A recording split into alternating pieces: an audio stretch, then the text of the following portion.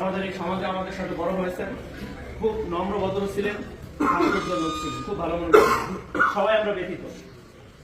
কুল্লু নাফসিন যায়িকাতুল মাউত, যেহেতু কোরআনের আয়াত আল্লাহ তাআলা বলছেন যেতে হবে, সেই হিসেবে আমরা তাকে বিদায় দিতেছি।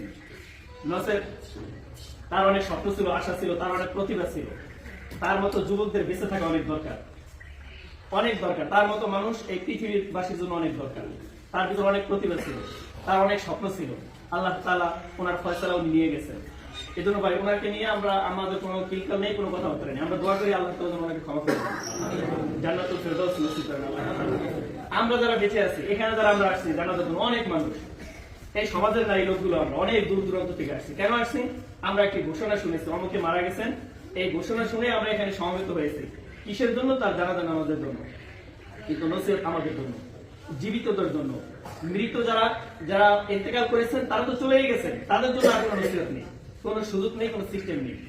দুনিয়াতে যা ভালো কর্ম করে গেছে, উপরে যে ভালো কর্ম করে গেছে, নিচে গিয়ে তার ফল সে ভোগ করবে। কিন্তু আমরা যারা জীবিত আছি, নসিহত হলো আমাদের জন্য, উপদেশ আমাদের জন্য। আজকে এখানে জানাজা নামাজে অনেক লোক আসছি, ফজরের নামাজ পড়ি নেই, অনেক মানুষ আছে, আসি না? আজকে জোহরের নামাজও পড়ে না, এখানে এই মুহূর্তে দাঁড়াইছে, এরকম লোক আছে না? এত মানুষ আমরা নামাজ পড়িনি, নামাজ পড়ছি কম সংখ্যক, এখন আছে বোকা। কিসের জন্য জানাজা আসছে? জানাজা কিসের জন্য?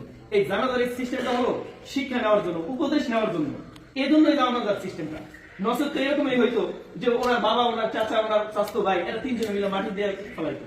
আমাদের কি দরকার ছিল এখানে আসার? আসলেই দরকার ছিল না। তারপরও কেন আমরা আসছি? দেখি মনটা একটু নরম হয় কিনা, দেখি মৃত্যুর কথা একটু স্মরণ হয় কিনা, দেখি আমার পাথর দিলটা একটু নরম হয় কিনা, আমার চোখ থেকে অশ্রু ঝরে কিনা। এর জন্যই আমাদের আশা। কিন্তু আমাদের এই আশা এটা যেন বাস্তবায়িত হয়ে গেল। মানুষ মারা গেলে মসজিদে অনেক লোক হয়, আসরও হইব, মাগরিবের হবে না। কেন? এত সময়, এই অল্প সময় আবার আল্লাহকে আমরা ভুলে গেলাম। এজন্য ভাই, দুনিয়াতে আমরা যারা বেঁচে আছি, আমরা উপদেশ নেই, শিক্ষা নেই, এরকম মুহূর্ত প্রতিটা মানুষের হতে হবে। আমার দাদা বেঁচে নেই, দাদার বাবা তো নাই, কারো নাই। এখানে যারা মুরব্বী আছি, আমাদের কারো দাদার বাবা নেই, আছে কারো দাদার বাবা নাই। তার মানে কি চলে যেতে হবে, চলে যাওয়ার এই সিস্টেমটা। এই জন্য ভাই আমরা শিক্ষা গ্রহণ করি, এই মুহূর্তটা আসার আগে ভালো হয়ে যায়। মসজিদে আসি, এই খাটে করে আনলে লাভ হবে কি?